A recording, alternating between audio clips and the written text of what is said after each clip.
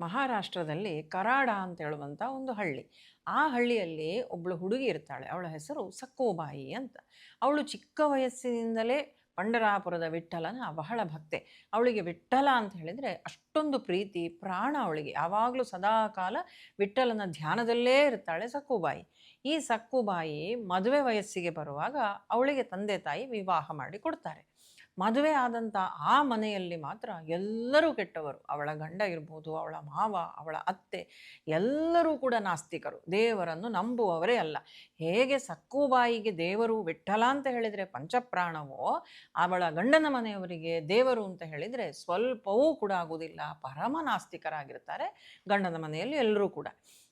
ನಾಸ್ತಿಕರು ಮಾತ್ರ ಅಲ್ಲ, ಈ ಸಕ್ಕುಬಾಯಿಗೆ ತುಂಬ ಕಷ್ಟ ಕೊಡ್ತಾರೆ ಗಂಡನ ಮನೆಯಲ್ಲಿ. ಗಂಡ, ಅತ್ತೆ, ಮಾವ ಎಲ್ಲರೂ ಕೂಡ ಹೇಳಲಿಕ್ಕೆ ಸಾಧ್ಯ ಇಲ್ಲ. ಅಷ್ಟೊಂದು ಅಪಾರವಾದಂತಹ ಕಷ್ಟ ಕೊಡ್ತಾರೆ ಅಲ್ಲಿ ಅವಳನ್ನು.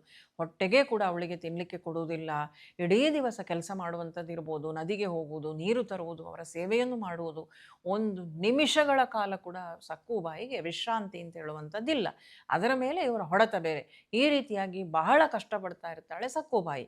ಆದರೆ ಇಷ್ಟು ಕಷ್ಟಪಡ್ತಾ ಇದ್ದರೂ ಕೂಡ ವಿಠಲನ ನಾಮಸ್ಮರಣೆಯನ್ನು ಮಾತ್ರ ಮರೆಯುವುದೇ ಇಲ್ಲ. ಯಾವಾಗಲೂ ಅವಳಿಗೆ ಒಂದೇ ಚಿಂತೆ, ಯಾವಾಗ ನಾನು ಪಂಢರಾಪುರಕ್ಕೆ ಹೋಗ್ತೇನೆ, ಯಾವಾಗ ನಾನು ವಿಠಲನನ್ನು ನೋಡ್ತೇನೆ, ಯಾವಾಗ ವಿಠಲನ ಮುಂದೆ ನಾನು ನಿಂತುಕೊಳ್ತೇನೆ. ಇದೇ ಚಿಂತೆಯಲ್ಲಿ, ಅದೇ ವಿಠಲನ ಧ್ಯಾನದಲ್ಲಿ ತನ್ನ ಕಷ್ಟ ಎಷ್ಟು ಇದ್ದರೂ ಕೂಡ ವಿಠಲನ ಸ್ಮರಣೆಯಲ್ಲಿ ಆ ಕಷ್ಟವನ್ನೆಲ್ಲವನ್ನು ಕೂಡ ಸಹಿಸಿಕೊಳ್ತಾ ಹೋಗ್ತಾ ಇರ್ತಾಳಂತೆ ಸಕ್ಕುಬಾಯಿ.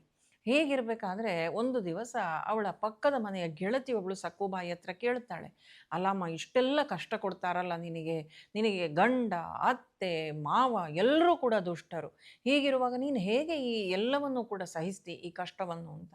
ಆಗ ಸಕ್ಕುಬಾಯಿ ಹೇಳುತ್ತಾಳೆ, ಇವರೆಲ್ಲ ದುಷ್ಟರಾಗಿರುವುದು ಕೂಡ ನನ್ನ ಮೇಲೆ ನನ್ನ ವಿಠಲ ತೋರಿಸಿದಂತಹ ಅನುಗ್ರಹವೇ, ಅವನ ಕೃಪೆಯೇ.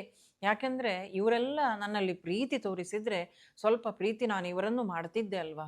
ಇವರನ್ನು ನನಗಿವತ್ತು ಪ್ರೀತಿ ಮಾಡಬೇಕು ಅಂತ ಅನಿಸೋದೇ ಇಲ್ಲ. ಯಾಕೆಂತ ಹೇಳಿದರೆ ಎಲ್ಲರೂ ಕೆಟ್ಟವರು. ಈಗ ನನ್ನ ಪ್ರೀತಿ ಎಲ್ಲ ನನ್ನ ವಿಠಲನ ಕಡೆಗೆ ಮಾತ್ರ ಉಂಟು.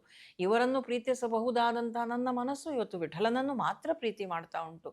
ಆದ ಕಾರಣ ಇದೂ ಕೂಡ ನನಗೆ ವಿಠಲ ತೋರಿಸಿದಂಥ ಅನುಗ್ರಹವೇ ಅಂತ ಹೇಳ್ತಾಳಂತೆ ಸಕ್ಕುಬಾಯಿ ಅವಳ ಗೆಳತಿ ಹತ್ರ. ಈ ರೀತಿ ಬಹಳ ಕಷ್ಟದಲ್ಲಿ ದಿನ ಕಳೀತಾ ಇರ್ತಾಳೆ ಸಕ್ಕುಬಾಯಿ. ಹೀಗಿರಬೇಕಾದ್ರೆ ಒಂದು ದಿವಸ ಈ ಸಕ್ಕುಬಾಯಿಯ ಮನೆ ಮುಂದೆ ದೊಡ್ಡದಾದಂಥ ಒಂದು ಮೆರವಣಿಗೆ ಹೋಗ್ತಾ ಇರ್ತದೆ. ಎಲ್ಲರೂ ಕೂಡ ವಿಠಲನ ನಾಮಸ್ಮರಣೆಯನ್ನು ಮಾಡಿಕೊಂಡು ವಿಠಲ ವಿಠಲ ವಿಠಲ ವಿಠಲ ಅಂತ ಕರೆದಾಡಿಕೊಂಡು, ಹಾಡಿಕೊಂಡು, ಕುಣಿದಾಡಿಕೊಂಡು ಎಲ್ಲರೂ ಕೂಡ ಪಂಢರಾಪುರಕ್ಕೆ ಪ್ರಯಾಣ ಹೊರಟಿದ್ದಾರೆ. ಹೀಗೆ ಪಂಢರಾಪುರಕ್ಕೆ ಎಲ್ಲ ಭಕ್ತರು ಹೋಗ್ತಾ ಇರುವುದನ್ನು ನೋಡುವಾಗ ಈ ಸಕ್ಕುಬಾಯಿಗೂ ಕೂಡ ಆಸೆ ಆಗ್ತದೆ, ನಾನೂ ಹೋಗಬೇಕು, ಪಂಢರಾಪುರಕ್ಕೆ ಹೋಗಬೇಕು, ವಿಠಲನನ್ನು ನೋಡಬೇಕು, ನನಗೆ ಯಾವಾಗ ಆ ಭಾಗ್ಯ ಬರ್ತದೋ ಏನೋ ಅಂತ ತಾನು ದುಃಖಿಸ್ತಾಳೆ, ಬೇಸರಿಸ್ತಾಳೆ.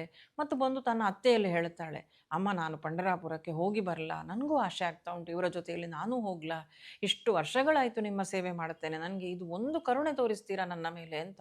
ಆದರೆ ಅತ್ತೆ ಮೊದಲೇ ಬಹಳ ದುಷ್ಟ ಹೆಂಗಸವಳು, ಅವಳಿವಳನ್ನು ಹೊಡೆದು ಬಡ್ದು ಕೂದಲನ್ನೆಲ್ಲ ಹಿಡಿದು ಎಳೆದು, ನಿನಗೆ ಪಂಢರಾಪುರಕ್ಕೆ ಹೋಗುವ ಆಸೆ ಯಾವತ್ತೂ ಈ ಜನ್ಮದಲ್ಲಿ ಇಟ್ಟುಕೊಳ್ಬೇಡ ಅಂತ ಅವಳಿಗೆ ಜೋರು ಮಾಡಿ ಅವಳನ್ನು ತಂದು ಒಂದು ಕಂಬಕ್ಕೆ ಕಟ್ಟಿ ಹಾಕ್ತಾಳಂತೆ ಅತ್ತೆ. ಅತ್ಯಂತ ದುಷ್ಟ ಹೆಂಗಸವಳು. ಎಲ್ಲಿ ಒಂದು ವೇಳೆ ಗಂಡನಾದರೂ ಸಾತ್ವಿಕ ಆಗಿ ಉಳಿದವರು ದುಷ್ಟರಾದರೂ ಅವಳು ಸಹಿಸಿಕೊಳ್ತಿದ್ಲು. ಆದರೆ ಅದೂ ಇಲ್ಲ, ಅವಳಿಗೆ ಗಂಡನೂ ಕೆಟ್ಟವನೇ, ಅಥವಾ ಗಂಡ ಕೆಟ್ಟವನಾಗಿ ಉಳಿದವರು ಒಳ್ಳೆಯವರಾಗಿದ್ದರೆ ಅದಾದರೂ ಸಹಿಸಿಕೊಳ್ತಿದ್ಲು ಅವಳು. ಆದರೆ ಅದೂ ಇಲ್ಲ. ಇಲ್ಲಿ ಅವಳ ಸಹಾಯಕ್ಕೆ ಯಾರೂ ಬರುವುದಿಲ್ಲ. ಗಂಡ ಇರ್ಬೋದು, ಅತ್ತೆ ಮಾವ, ನಾದಿನಿ ಎಲ್ಲರೂ ಕೆಟ್ಟವರು. ಅವಳಿಗೆ ದುಃಖಿಸ್ತಾಳೆ. ಕಂಬಕ್ಕೆ ಕಟ್ಟಿ ಹಾಕಿದ್ದಾರೆ ಅವಳನ್ನು, ಕೂಗ್ತಾಳೆ, ಅಳುತ್ತಾಳೆ, ವಿಠಲ ವಿಠಲ ಅಂತ ಕರೀತಾಳೆ. ಈ ಸಮಯದಲ್ಲಿ ವೈಕುಂಠದಲ್ಲಿರುವಂತಹ ಮಹಾವಿಷ್ಣುವಿಗೆ, ವಿಠಲನಿಗೆ ಈ ಸಕ್ಕುಬಾಯಿಯ ಈ ಕೂಗು ಕೇಳುತ್ತದೆ. ಆಗ ಮಹಾವಿಷ್ಣು ದುಃಖಿತನಾದ ಹಾಗೆ ಆ ಮುಖಭಾವದಲ್ಲಿ ತೋರ್ಪಡಿಸ್ತಾನೆ. ಆವಾಗ ಅಲ್ಲೇ ಇದ್ದಂತಹ ಲಕ್ಷ್ಮಿ ಕೇಳ್ತಾಳಂತೆ, ಯಾಕೆ ನೀವು ದುಃಖಿತರಾಗಿದ್ದೀರಿ? ಮಹಾವಿಷ್ಣುವಿಗೆ ಎಲ್ಲಿ ಆದರೂ ದುಃಖ ಉಂಟಾಗ್ತಾ ಉಂಟು ಅಂತ ಆದರೆ ಭಕ್ತರಿಗೆ ಇಲ್ಲಿ ಕಷ್ಟ ಆಗ್ತಾ ಉಂಟು ಅಂತ ಅರ್ಥ. ಅದು ಲಕ್ಷ್ಮೀದೇವಿಗೆ ಗೊತ್ತುಂಟು. ಆಗ ಮಹಾವಿಷ್ಣು ಹೇಳ್ತಾನಂತೆ, ನನ್ನ ಭಕ್ತೆ ಒಬ್ಬಳು ತುಂಬ ಕಷ್ಟಪಡ್ತಾ ಇದ್ದಾಳೆ, ನಾನು ಅವಳ ಸಹಾಯಕ್ಕೆ ಅಂತ ಹೋಗಬೇಕು. ಆದರೆ ಈ ಸಲ ಹೇಗೆ ಅಂತ ಹೇಳಿದರೆ, ನಾನು ಹೋಗಿ ಅವಳಿಗೆ ದರ್ಶನ ಕೊಟ್ಟು ಏನಾದರೂ ವರವನ್ನು ನೀಡಿ ಕೂಡಲೇ ಬರಲಿಕ್ಕೆ ಆಗೋದಿಲ್ಲ, ಸ್ವಲ್ಪ ದಿವಸ ನಾನಲ್ಲಿ ಇರಬೇಕಾಗ್ತದೆ ಅಂತ ಹೇಳಿ ಮಹಾವಿಷ್ಣು ಇದ್ದಕ್ಕಿದ್ದ ಹಾಗೆ ಆ ವೈಕುಂಠದಿಂದ ತಾನು ಅದೃಶ್ಯನಾಗ್ತಾನೆ, ಅಂತರ್ಧಾನನಾಗ್ತಾನೆ. ನೇರವಾಗಿ ಸಕ್ಕುಬಾಯಿಯ ಮನೆಗೆ ಬರ್ತಾನಂತೆ ವಿಠಲ. ವಿಠಲ ಸಕ್ಕುಬಾಯಿಯ ಮನೆಗೆ ಹೇಗೆ ಬಂದಿದ್ದಾನೆ ಅಂದರೆ, ಅಲ್ಲಿ ಬಂದಾಗ ಈ ಸಕ್ಕುಬಾಯಿಯ ಅತ್ತೆ ಮಾವ ಗಂಡ ಇವರೆಲ್ಲರೂ ಕೂಡ ಊಟ ಮಾಡಿ ಚೆನ್ನಾಗಿ ವಿಶ್ರಾಂತಿ ಮಾಡ್ತಾ ಇದ್ದಾರಂತೆ ಮಧ್ಯಾಹ್ನದ ಹೊತ್ತು. ಈ ಸಕ್ಕುಬಾಯಿಯನ್ನು ಕಂಬಕ್ಕೆ ಕಟ್ಟಿ ಹಾಕಿದ್ದಾರೆ. ಅವಳು ಅಳುತ್ತಾ ವಿಠ್ಠಲನನ್ನು ಕರೀತಾ ಇದ್ದಾಳೆ. ಆವಾಗ ಮಹಾವಿಷ್ಣು ವಿಠ್ಠಲನಾಗಿ ಬಂದಂಥವನು ವಿಠ್ಠಲ ನೇರವಾಗಿ ಸಕ್ಕುಬಾಯಿಯ ಮನೆಗೆ ಬರ್ತಾನೆ. ಎಲ್ಲಿ ಸಕ್ಕುಬಾಯಿಯನ್ನು ಕಟ್ಟಿ ಹಾಕಿದ್ದಾರೋ ಆ ಕೋಣೆಗೆ ಬಂದು ಸಕ್ಕುಬಾಯಿಯ ಅತ್ತೆಯ ರೂಪದಲ್ಲಿ ಸಕ್ಕುಬಾಯಿಯ ಮುಂದೆ ನಿಂತುಕೊಳ್ತಾನೆ. ನಿಂತು ಸಕ್ಕುಬಾಯಿಯ ಹತ್ರ ಮಾತಾಡ್ತಾನೆ. ಭಗವಂತ ಬಂದದ್ದು ಸಕ್ಕುಬಾಯಿಯ ಅತ್ತೆಯ ರೂಪದಲ್ಲಿ ಬಂದು ಸಕ್ಕುಬಾಯಿಯ ಬಳಿಯಲ್ಲಿ ಭಗವಂತ ಹೇಳ್ತಾನೆ ಏನು ಅಂತ ಹೇಳಿದರೆ, ಆಯಿತು, ಈ ಬಾರಿ ಒಂದು ಬಾರಿ ಅಷ್ಟು ಆಶೆ ಮಾಡ್ತಾ ಇದ್ದೀಯಲ್ವ, ಹೋಗಿ ಬಾ ಪಂಡರಾಪುರಕ್ಕೆ ಹೋಗಿ ಅದು ಏನೆಲ್ಲ ಸಾಧನೆ ಮಾಡಿ ಬರಲಿಕ್ಕುಂಟೋ ನೋಡುವ, ನೀನು ಹೋಗು ಪಂಡರಾಪುರಕ್ಕೆ ಅಂತ ಅತ್ತೆ ಹೇಳುವ ರೀತಿಯಲ್ಲಿ ಭಗವಂತ ಹೇಳ್ತಾನೆ ಸಕ್ಕುಬಾಯಿ. ಈಗ ಸಕ್ಕುಬಾಯಿಗೆ ನಂಬಲಿಕ್ಕಾಗುವುದಿಲ್ಲ, ನನ್ನ ಅತ್ತೆ ಈ ಮಾತನ್ನು ಹೇಳ್ತಾ ಇದ್ದಾಳ, ಏನಾಯ್ತಪ್ಪ ಇವಳಿಗೆ ಇದ್ದಕ್ಕಿದ್ದ ಹಾಗೆ ಈ ಮನಸ್ಸು ಪರಿವರ್ತನೆ ಆದದ್ದು ಹೇಗೆ ಅಂತ ಸಕ್ಕುಬಾಯಿ ಯೋಚಿಸ್ತಾಳೆ. ಆದರೆ ಮತ್ತೆ ಅತ್ತೆ ರೂಪದಲ್ಲಿರುವಂತಹ ದೇವರು ಹೇಳ್ತಾನೆ, ನೀನು ಹೋಗು, ಈ ಬಾರಿ ಹೋಗಿ ಬಾ, ನಿನ್ನನ್ನು ದೇವರ ಹತ್ರವೂ ಕಳಿಸ್ಲಿಲ್ಲ ಅಂತ ಹೇಳುವಂಥ ಪಾಪ ನನಗೆ ಯಾಕೆ, ನೀನು ಹೋಗಿ ಬಾ ಅಂತ. ಸರಿ, ಸಕ್ಕುಬಾಯಿ ಈಗ ತಾನು ಗಂಟು ಮೂಟೆಯನ್ನೆಲ್ಲ ಕಟ್ಕೊಂಡು ಪಂಡರಾಪುರಕ್ಕೆ ಅಂತ ತಾನು ವಿಠಲನನ್ನು ಸ್ಮರಿಸಿಕೊಂಡು ಆ ಭಜನಾ ಮಂಡಳಿಯವರು ಅವರ ಊರಿನ ಜನರು ಎಲ್ಲಿಗೆ ಪಂಡರಾಪುರಕ್ಕೆ ಹೋಗ್ತಿದ್ರೋ ಅವರೆಲ್ಲ ಹೋಗಿ ಸ್ವಲ್ಪ ಮುಂದೆ ಮುಟ್ಟಿದ್ದಾರೆ, ಅವರ ಜೊತೆಗೆ ತಾನೂ ಸೇರಬೇಕು ಅಂತ ಬಹಳ ಬೇಗ ಧಾವಿಸಿಕೊಂಡು ಹೋಗ್ತಾಳೆ. ಅವಳು ಹೋಗಬೇಕಾದ್ರೆ ಈ ದೇವರ ಮಾಯೆಯ ಮುಖಾಂತರ ಏನಾಗಿದೆ ಅಂದರೆ, ಇವಳ ಇಲ್ಲಿ ಅತ್ತೆ ಮಾವ ಗಂಡ ಇವರೆಲ್ಲರೂ ಗಾಢವಾದ ನಿದ್ದೆಯಲ್ಲಿದ್ದಾರೆ. ಸಕ್ಕುಬಾಯಿ ಹೋಗಿ ಆ ಮಂಡಳಿಯವರ ಜೊತೆಯಲ್ಲಿ ಏನು ಭಕ್ತರು ಹೋಗ್ತಾ ಇದ್ರು ಪಂಡರಾಪುರಕ್ಕೆ ಅವರ ಜೊತೆಗೆ ಹೋಗಿ ತಾನು ಸೇರಿಕೊಳ್ತಾಳೆ ಸಕ್ಕುಬಾಯಿ. ಈಗ ದೇವರು ವಿಠ್ಠಲ ಇಷ್ಟು ಹೊತ್ತು ಸಕ್ಕುಬಾಯಿಯ ಅತ್ತೆಯ ರೂಪದಲ್ಲಿದ್ದಂಥವನು ತಾನೀಗ ಸಕ್ಕುಬಾಯಿಯ ರೂಪವನ್ನು ತಾನು ಧರಿಸ್ತಾನೆ. ಹಾಗೂ ಬಂದು ಹೇಗೆ ಸಕ್ಕುಬಾಯಿಯನ್ನು ಕಟ್ಟಿ ಹಾಕಿದ್ರೋ ಅದೇ ಸ್ಥಿತಿಯಲ್ಲಿ ತನ್ನನ್ನು ತಾನು ಕಟ್ಟಿಕೊಂಡು ಕಂಬಕ್ಕೆ ಹೊರಗಿ ದುಃಖಿಸ್ತಾ ನಿಂತುಕೊಂಡಿದ್ದಾನೆ ವಿಠ್ಠಲ ಸಕ್ಕುಬಾಯಿಯ ರೂಪದಲ್ಲಿ. ಈಗ ಅಲ್ಲಿ ಎಲ್ಲ ಪ್ರಜ್ಞೆ ತಪ್ಪಿ ಬಿದ್ದಿದ್ದಂತಹ ಅವಳ ಅತ್ತೆ ಮಾವ ಗಂಡ ಎಲ್ಲರಿಗೂ ಕೂಡ ಎಚ್ಚರ ಆಗ್ತದೆ. ಸಕ್ಕುಬಾಯಿಯನ್ನು ಬಂದು ಆಗಾಗ ನೋಡ್ತಾ ಇರ್ತಾರೆ, ಇವಳು ಏನು ಮಾಡ್ತಾಳೆ ಅಂತ. ಬಂದು ನೋಡಿದರೆ ಇಲ್ಲಿ ದುಃಖಿಸ್ತಾ ಇದ್ದಾಳೆ, ತಾನಿಲ್ಲಿ ಕಂಬಕ್ಕೆ ಕಟ್ಟಿ ಹಾಕಿದ್ದಲ್ಲೇ ದುಃಖಿಸಿ ಮೂರ್ಛೆ ತಪ್ಪುವ ಸ್ಥಿತಿಯಲ್ಲಿ ಸಕ್ಕುಬಾಯಿ ಇದ್ದಾಳೆ. ಅವಳಿಗೆ ಮತ್ತೆ ಸಕ್ಕುಬಾಯಿಯ ರೂಪದಲ್ಲಿರುವುದು ಭಗವಂತನೇ. ಈಗ ಬಂದು ಅವಳಿಗೆ ಮತ್ತೆ ಹೊಡೆಯಲಾಗ್ತದೆ, ಬಡಿಯಲಾಗ್ತದೆ, ಕೂದಲನ್ನೆಲ್ಲ ಎಳೀತಾರೆ, ಅವಳನ್ನು ಬಿಡಿಸಿ ಹೋಗು ಮನೆಯ ಕೆಲಸ ಮಾಡು ಅಂತ ಕಳಿಸ್ತಾರೆ. ವಿಠಲ ಅವಳ ರೂಪದಲ್ಲಿದ್ದಂಥ ಭಗವಂತ ಏನು ಮಾಡ್ತಾನೆ ಅಂದರೆ, ತನ್ನ ಭಕ್ತಳಿಗಾಗಿ ತಾನು ಇವರ ಮನೆಯಲ್ಲಿ ಎಲ್ಲ ಚಾಕರಿಯನ್ನು ಮಾಡ್ತಾನಂತೆ ದೇವರು. ಅವರ ಬಟ್ಟೆ ಒಗೆಯುವುದು, ಅವರ ಎಂಜಲು ಪಾತ್ರೆಗಳನ್ನು ತೊಳೆಯುವಂಥದ್ದು, ಅವರಿಗೆ ಅಡಿಗೆ ಮಾಡುವಂಥದ್ದು, ಗಂಡನ ಸೇವೆಯನ್ನು ಮಾಡುವುದು, ಸಕ್ಕುಬಾಯಿಯ ಈ ಎಲ್ಲ ಕೆಲಸಗಳನ್ನು ಕೂಡ ಸಕ್ಕುಬಾಯಿಯ ರೂಪದಲ್ಲಿ ವಿಠ್ಠಲ ದೇವರು ತಾನು ಸಕ್ಕುಬಾಯಿಯ ಮನೆಯಲ್ಲಿ ಮಾಡುತ್ತಾನೆ. ಯಾವಾಗ ಭಗವಂತನ ಕೈಯಿಂದ ಆಹಾರವನ್ನು ತೆಗೆದುಕೊಳ್ತಾ ಇದ್ದಾರೋ ಇವರೆಲ್ಲರೂ ಕೂಡ ದೇವರೇ ಬಂದು ಸದಾ ಕಾಲ ತಾನು ಚಪ್ಪನ್ ಭೋಗ್ ಅಂತ ಅಷ್ಟು ವಿಧದ ನೈವೇದ್ಯಗಳನ್ನು ತೆಗೆದುಕೊಳ್ಳುವಂಥ ಆ ಭಗವಂತ ಇವತ್ತು ಇಲ್ಲಿ ಇವರಿಗೋಸ್ಕರ ತನ್ನ ಭಕ್ತಳಿಗಾಗಿ ತಾನಿಲ್ಲಿ ಅವರ ಮನೆಯಲ್ಲಿ ಸೇವೆ ಮಾಡ್ತಾ ಇದ್ದಾನೆ. ಇದೆಲ್ಲವೂ ಕೂಡ ಚರಿತ್ರೆಯಲ್ಲಿ ಇನ್ನೂ ವಿವರವಾಗಿ ವಿವರಿಸಿದ್ದಾರೆ. ಅವಳ ಕಷ್ಟವನ್ನು ಅವಳು ಹೇಗೆ ಪಟ್ಲು ಅದೆಲ್ಲವನ್ನೂ ಕೂಡ ಇಲ್ಲಿ ವಿಠ್ಠಲ ತಾನು ಪಡ್ತಾ ಇದ್ದಾನೆ ಅಂತ. ಅವರ ಆ ಹೊಡೆತವನ್ನು ತಾನು ತಿಂತಾನೆ, ಕಷ್ಟವನ್ನೆಲ್ಲ ಸಹಿಸಿಕೊಂಡು ಅವರಿಗಾಗಿ ಆಹಾರ ತಯಾರುಪಡಿಸಿ ತಾನು ಕೊಡ್ತಾನೆ. ಹೀಗೆ ಭಗವಂತನ ಕೈಯಿಂದಲೇ ಆಹಾರವನ್ನು ತೆಗೆದುಕೊಳ್ತಾ ಇದ್ದಂತಹ ಇವರ ಮನಸ್ಸು ನಿಧಾನವಾಗಿ ಸತ್ವಗುಣದತ್ತ ತಾನು ತಿರುಗುತ್ತಾ ಇರುತ್ತದೆ. ನಿಧಾನವಾಗಿ ಇವರೆಲ್ಲ ಒಳ್ಳೆಯವರಾಗ್ತಾ ಬರ್ತಾರೆ, ಇವಳ ಅತ್ತೆ ಮಾವ ಗಂಡ ಎಲ್ಲರೂ ಕೂಡ. ಯಾಕೆಂದರೆ ದೇವರೇ ಇವರಿಗೆ ಆಹಾರವನ್ನು ತಯಾರಿಸಿ ಕೊಡ್ತಾ ಇದ್ದಾರೆ ನೋಡಿ.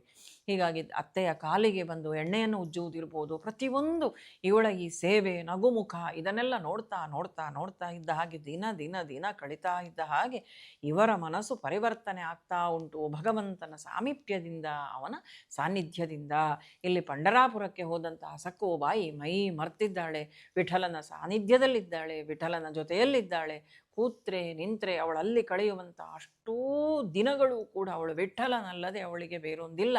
ಚಂದ್ರಭಾಗಾ ನದಿಯಲ್ಲಿ ಸ್ನಾನ ಮಾಡ್ತಾಳೆ, ಬರ್ತಾಳೆ, ಉರುಳು ಸೇವೆ ಮಾಡ್ತಾಳೆ, ಕೀರ್ತನೆ ಮಾಡ್ತಾಳೆ, ಭಜನೆ ಮಾಡ್ತಾಳೆ, ಹರಿಕಥೆಗಳನ್ನು ಕೇಳ್ತಾಳೆ. ಅವಳಿಗೆ ತನ್ನ ಒಂದು ಅಸ್ತಿತ್ವದ ಪರಿವೇ ಇಲ್ಲದಲ್ಲಿ ಇರಿದು ಬಿಡ್ತಾಳಂತೆ ಸಕ್ಕುಬಾಯಿ. ಇಲ್ಲಿ ಭಗವಂತ ಕೆಲಸ ಮಾಡ್ತಾ ಇರ್ತಾನೆ.